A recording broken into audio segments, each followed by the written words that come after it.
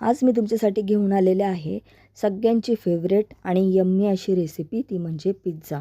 तर pizza normally pizza बेसपासूनच तयार केला जातो, पण मी इथे आज करणार आहे डोशापासनं.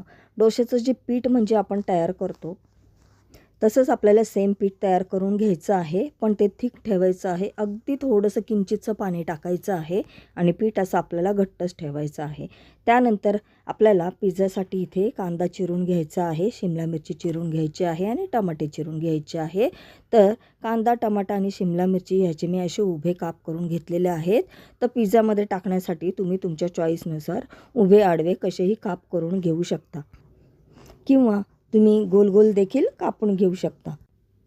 पिझ्झा बनवण्यासाठी आपण इथे घेतलेला आहे पिझ्झा सॉस. तर पिझ्झा सॉस आपल्याला घ्यायचा आहे. त्यानंतर आपल्याला घ्यायचं आहे चिली फ्लेक्स. चिली फ्लेक्स घेतल्यानंतर आपल्याला ऑरिगॅनो देखील घ्यायचं आहे. ऑरिगॅनो आणि त्याचबरोबर मी इथे घेतलेलं आहे मिओनीज, जे तंदूरचं आहे. तर तंदूरचं मिओनीज मी इथे घेतलेलं आहे. आता काय करायचं आहे, पॅन इथे मी ऑलरेडी गरम करण्यासाठी ठेवला होता. पॅन इथे आपला छान गरम झालेला आहे. नंतर आपल्याला ब्रशच्या साहाय्याने थोडंसं ऑइल घेऊन पॅनला छान असं ग्रीस करून घ्यायचं आहे. आणि इथे तुम्ही पाहू शकता 4 पळी भरून मी इथे डोशाचं बॅटर घेतलेलं आहे आणि आपल्याला जो बेस आहे तो असा थिक बनवायचा आहे. डोशाचं बॅटर पळीच्या साहाय्याने अगदी हलक्या हाताने आपल्याला स्प्रेड करून घ्यायचं आहे. जास्त आपल्याला ते जास्त एकदम स्प्रेड करायचं नाही आहे, तर वरच्यावरच आपल्याला स्प्रेड करायचं आहे. आणि साईडनी थोडंसं ऑइल आपल्याला टाकून घ्यायचं आहे आणि एक 5 मिनटं आपल्याला अगदी मीडियम फ्लेमवरती त्याच्यावर झाकण ठेवून आपल्याला छान असं बेक करून घ्यायचं आहे. तुम्ही पाहू शकता बेस किती छान असा शिजलेला आहे.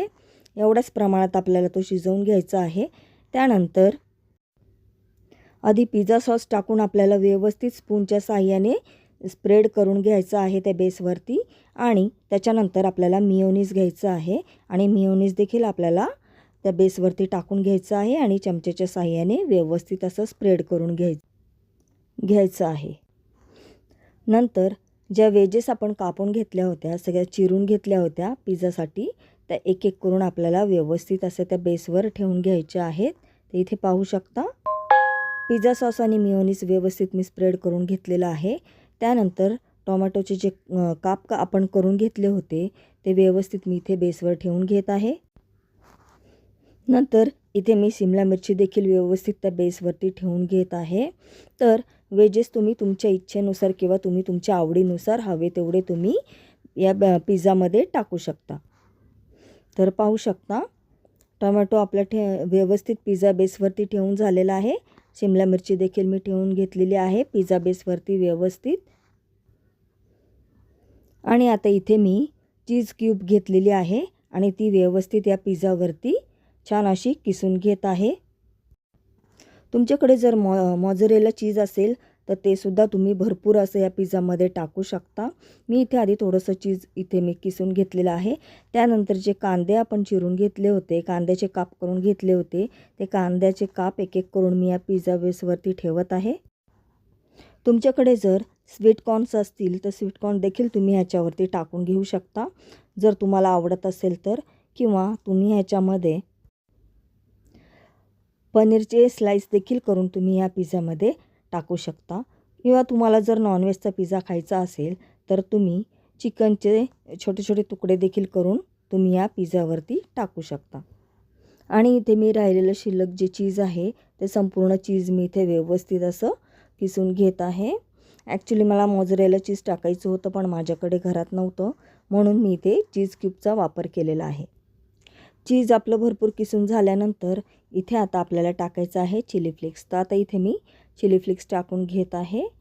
चिली फ्लेक्स टाकून घेतल्यानंतर ऑरिगॅनो ते देखील आपल्याला व्यवस्थित असं याच्यामध्ये स्प्रेड करून घ्यायचं आहे. तर पाहू शकता इथे मी ऑरिगॅनो देखील टाकून घेत आहे. अतिशय यम्मी असा पिझ्झा हा बनतो. मी तर म्हणते तुम्ही एकदा हा पिझ्झा ट्राय करून नक्की बघा.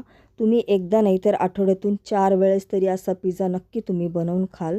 तुम्ही बाहेरचा पिझ्झा न आणता तुम्ही घरीच हा पिझ्झा बनवून खाल. तुमच्या मुलांना देखील अतिशय आवडेल. पाहू शकता इथे मी 5 मिनटं एकदम लो फ्लेमवरती पिझ्झा ठेवला होता. आपलं चीज व्यवस्थित त्या पिझ्झ्यावरचं मेल्ट झालं तर समजायचं की आपला पिझ्झा इथे रेडी आहे. तर पाहू शकता किती यम्मी असा पिझ्झा आपला बनून तयार झालेला आहे. तुम्हाला वाटणारच नाही आहे की तुम्ही हा घरी बनवलेला आहे. इतका मार्केटपेक्षाही अतिशय सुंदर असा पिझ्झा हा तयार होतो. तर तुम्ही देखील असा पिझ्झा नक्की ट्राय करून बघा. माझ्या मुलींना तर अतिशय हा पिझ्झा आवडतो. तर मी नॉर्मली घरी डोश्याचं पीठ कधी केलं तर अशा प्रकारचा पिझ्झा मी नक्कीच बनवते आणि माझ्या मुलींना देखील खायला अतिशय आवडतो. तर तुम्ही असा पिझ्झा एकदा करून बघितला ना तर तुम्ही बाहेरचा पिझ्झा ऑर्डरच करणार नाही. तुम्ही डोश्याचं बॅटर कराल आणि तुम्ही असाच पिझ्झा कराल आणि तुमच्या मुलांसाठी देखील अतिशय हेल्दी असा पिझ्झा हा आहे.